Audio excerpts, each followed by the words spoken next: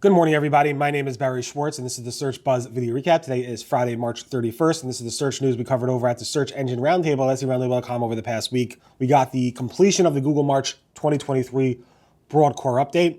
Bing Chat looks like it made share ad revenue with some publishers, which is pretty cool. Microsoft mocks Google over the lack of citations in Bard. There's tons of Search UI changes, Search Console features, Google Ads, badges, and so much more. There's a lot jam-packed in this video, so definitely stay tuned. Make sure to subscribe, like, and comment below, and let me know how I can improve this video. Of course, I'd like to thank our sponsor. Sponsor is Bruce Clay. Bruce Clay is one of the founding fathers of the SEO community and SEO space and the SEO industry. He's been doing search marketing optimization since 1996. Bruce Clay is big into SEO training. Check out SEOtraining.com for more information, and also check out bruceclay.com as well for more information. Thank you, Bruce, for all you've done for the industry and all you continue to do for the industry for so many years.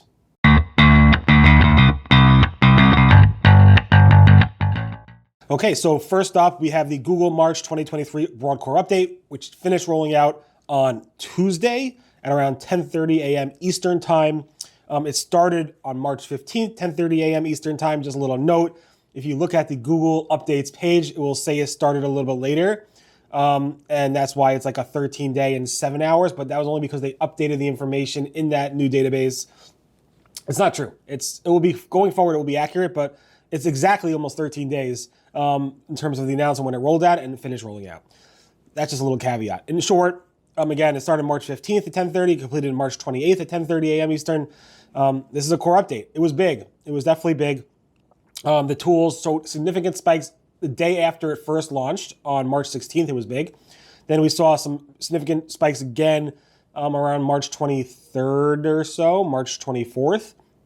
And then we saw a little bit more of a spike the day it actually completed, maybe a little bit after the day it completed as well. So there's definitely a lot of chatter around this. It was interesting because Glenn Gabe showed this chart where a site got hit hard on March 16th and then recovered almost fully, or pretty much fully on March 23rd, March, at the end of the update, March 27th, 28th or so. So, you know, the advice has always been don't worry until the update is done. And when the update's done, then you can worry. So that's one case of like not worrying until the update is done. So definitely, I hope you all did well with this update. If not, there are going to be future updates, but it may take several months for Google to push out another update and for you to recover. So keep improving. Microsoft Bing Chat announced that they may share ad revenue through Bing Chat that it generates through Bing Chat with publishers, with the publishers that actually generate that content. This is like a total 360 from what Google's saying, Google Bard's saying, where Google Bard's not even linking to places. Microsoft Bing is like, we believe in publishers. We are sharing information with publishers. We are linking to publishers.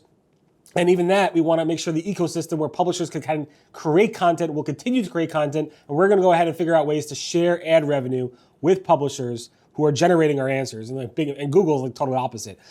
That's pretty interesting. Again, Yusuf from Microsoft basically said, for the Microsoft Start partners, which is basically only like big partners right now. So I don't know if I tried signing up and didn't let me sign up. So if you're watching Microsoft, tell me what's wrong.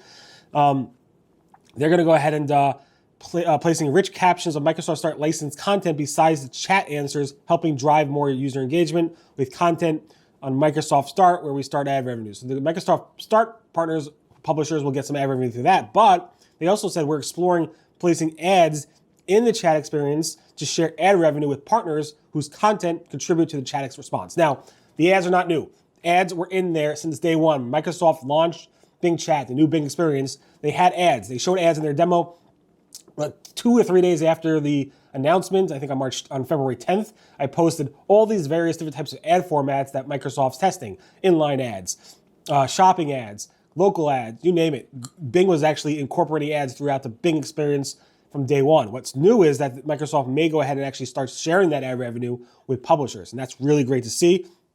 Side note, it just drives me insane that people are covering this stuff. They were at the announcement. Microsoft talked about ads, and they're still saying, oh, Microsoft's adding ads to Bing Chat. It was there from day one. Sorry for the not new rant, but I had to.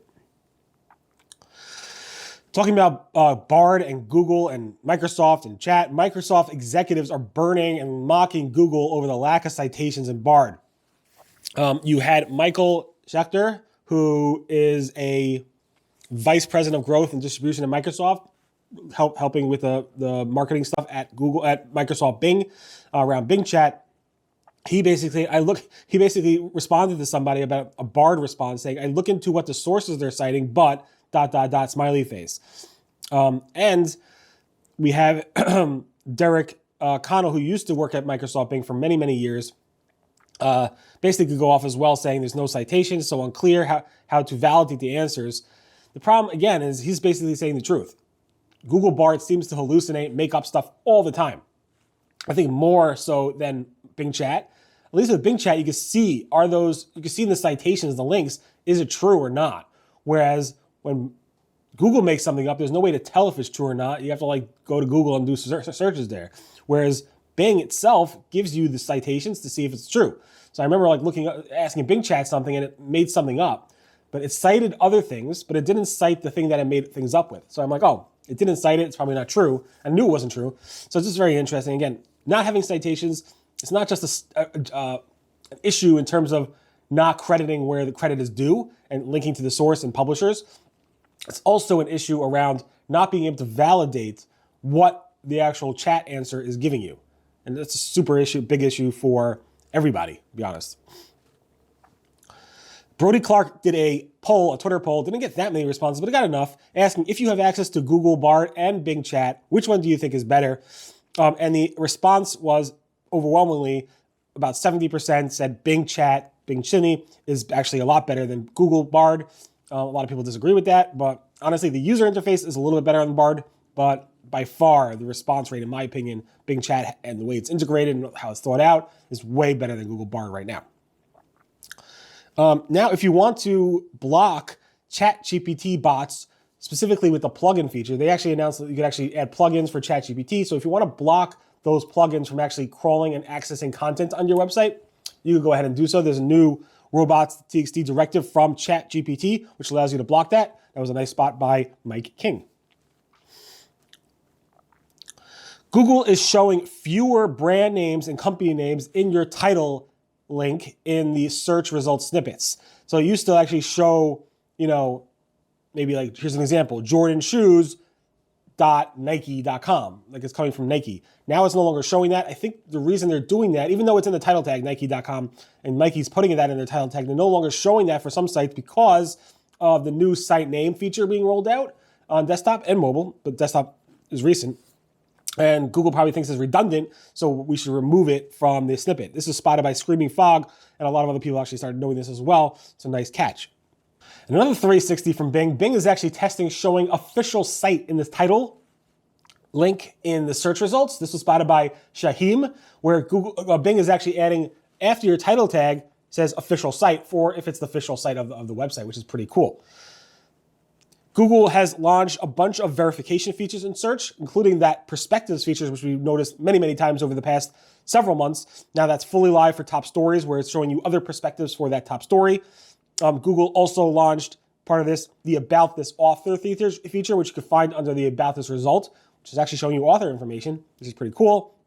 Google expanded the About This page feature to other organizations, and the About This result has been expanded globally, so everybody should now see that in the search results. So pretty interesting to see that go live. Google is testing a new carousel called Products Gaining Attention. So maybe, I don't know how Google's figuring this out, but basically these products are getting attention. You want to take a look at this. This is spotted by Kashul. Here's a screenshot from him. Pretty interesting as well. Google Search Console has broken out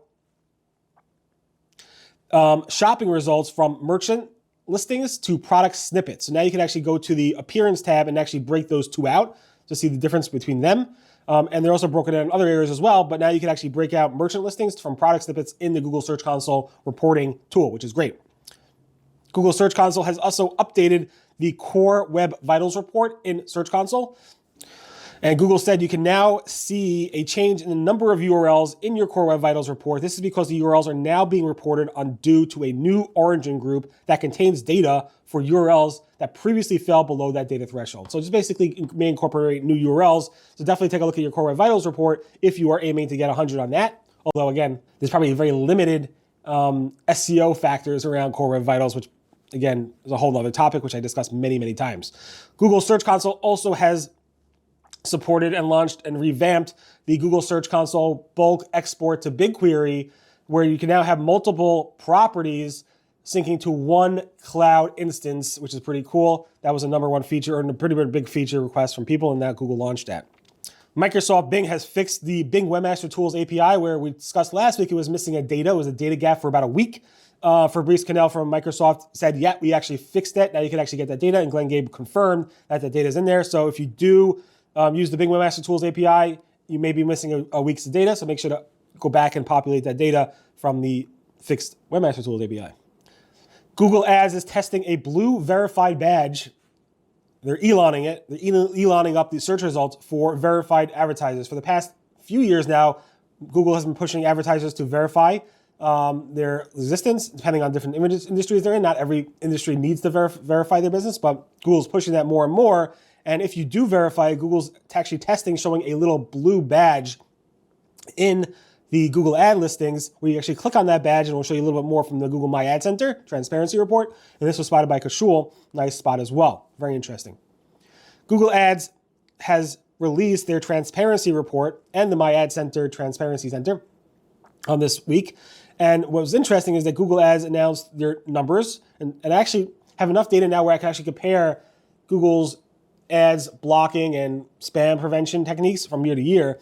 And what we saw was that Google had a 53% increase in removing ads this year to the previous year. And if you look at the 2 years before that, it was 67%. They removed about 5.2 billion, billion ads, restricted over 4.3 billion ads, suspended over 6.7 million advertisers accounts. And those numbers are all pretty much increasing except for the restrictions. So if you want to see how that's improving over time, definitely take a look at that blog post, which I wrote on March 30th at SEOroundtable.com.